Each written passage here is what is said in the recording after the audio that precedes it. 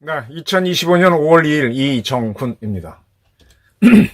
대통령 선거에 일단 무소속 후보로 등록을 한 한덕수 전 총리가 광주에 있는 5.18 국립묘지를 방문했다가 참배를 하지 못하고 발길을 돌렸습니다. 그런데 한 방송의 보도에 따르면 한 후보의 참배를 반대하는 시위대 중에 누군가가 피켓으로 한덕수 후보의 머리를 내리쳐서 경호원의 제의를 받았다고 합니다. 다행히 한덕수 후보는 큰 상처는 입지 않았다라고 보도했습니다. 결국은 한 전 총리는 묘지 입구인 민주의 문 앞에서 묵념을 하는 걸로 참배를 대행했다고 합니다. 그리고 그곳에서 나도 호남 사람입니다. 서로 사랑해야 합니다. 아껴야 합니다. 같이 묶여야 합니다. 여러분 이라고 여러 차례 외쳤답니다. 그는 광주로 출발하기 전에 기자들 앞에서 5.18은 국민통합에 의미하는 바가 매우 크다고 생각한다 라 그랬습니다. 국민통합을 위해서 5.18 묘지를 간다. 근데 5.18 묘지에는 반대파들이 나와서 못 들어가게 하고 피켓으로 그의 머리를 쳤다. 제 질문입니다. 왜 보수를 하는 사람들은 5.18 묘지에 꼭 가려고 하죠?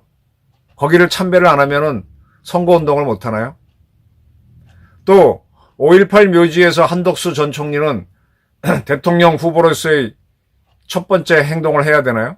물론 쪽방촌은 먼저 가긴 했고 쪽방촌 가기 전에는 현충원에 가서 전직 대통령 墓소를 다 방문하긴 했습니다. 참배하긴 했습니다만.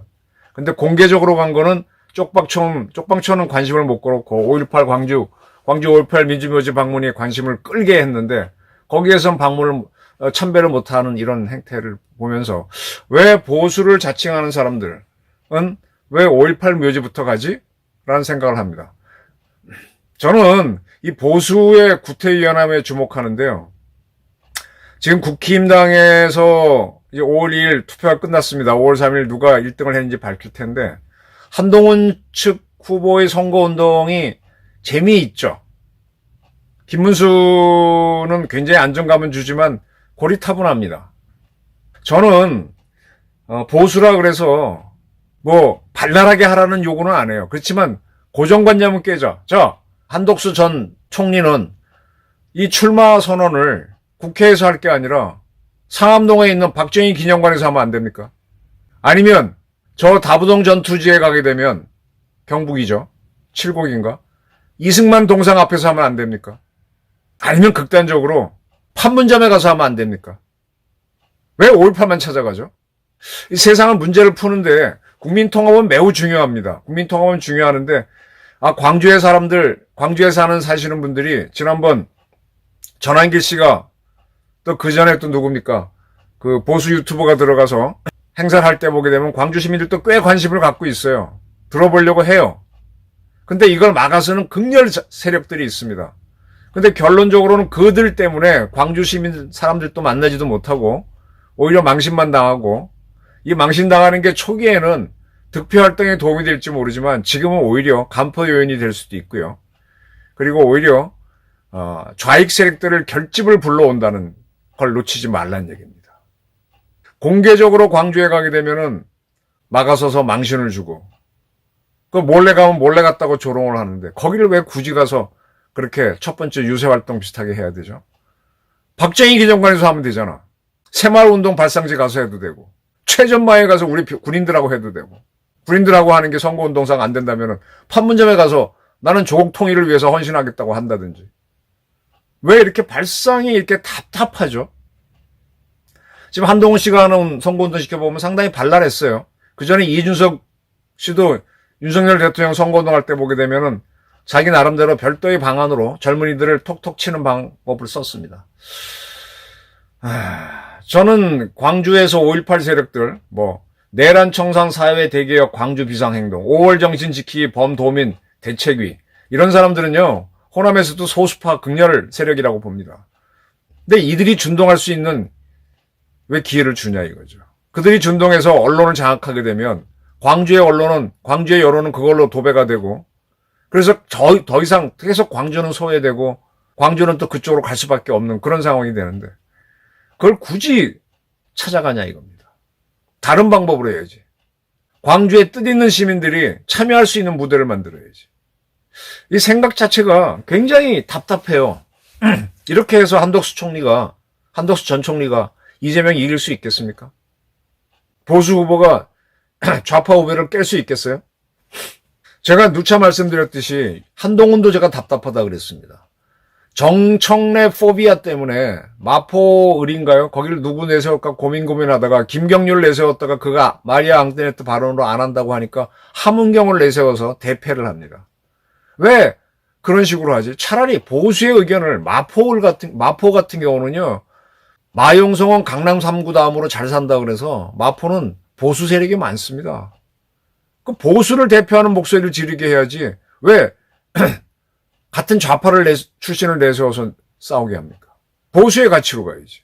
호남 사람 중에도요. 정말 보수의 가치를 갖고 대한민국 애국적으로 보는 사람 진짜 많습니다.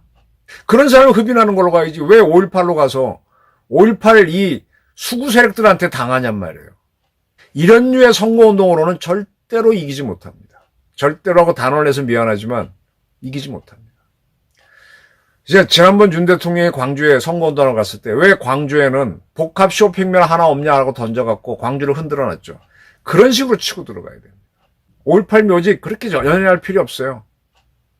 그리고 5.18 정신을 헌법에 담아야 된다 어쩐다 이런 소리도 그렇게 연연할 필요 없습니다. 그거 싫어하는 사람들이 보수 세력에는 훨씬 더 많아요. 그거 넣고 안 넣고 대한민국 달라지는 것도 없고 응?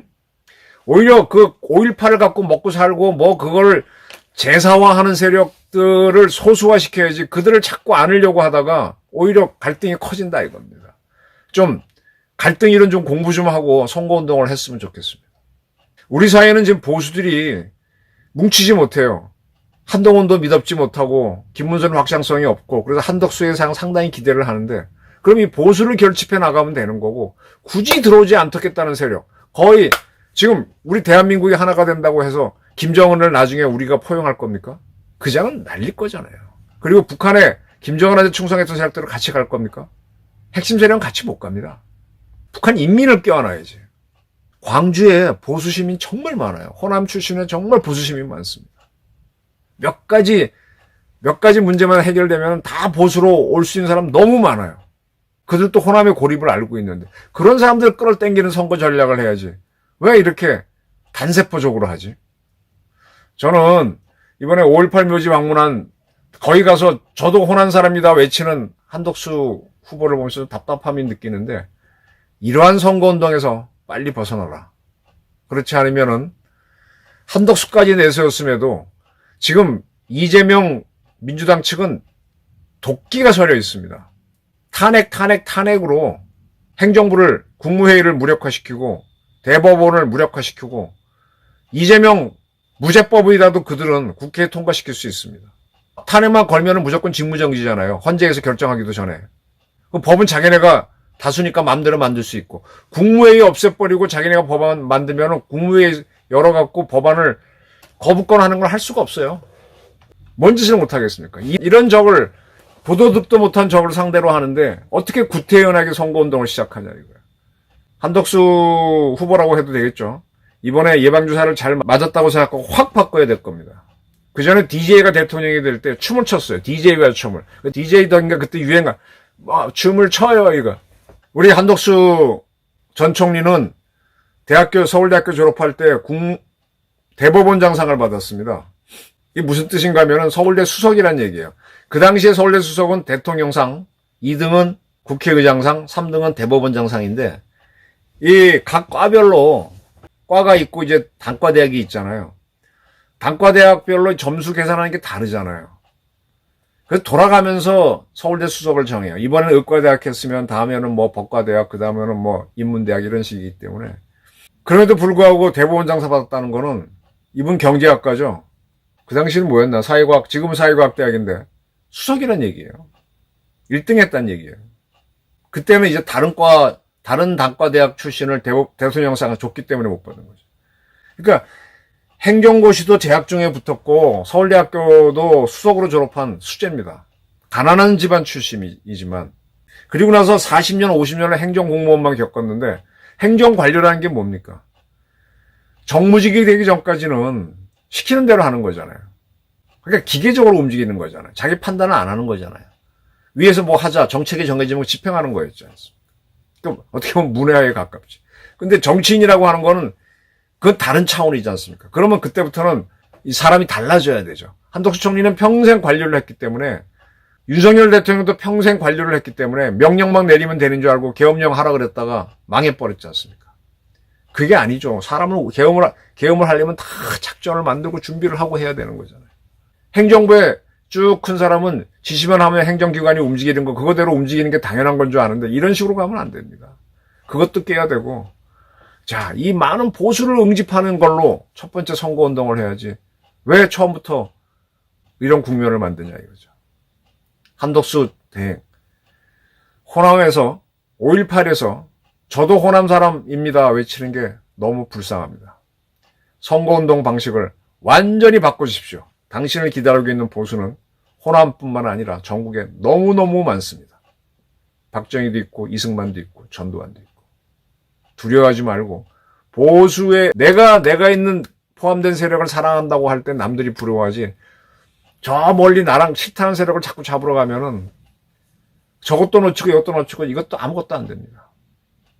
진짜 선거공학에 대한 공부를 다시 하고 빨리 몸에 익혀서 실행해 주길 바라는 바입니다. 감사합니다.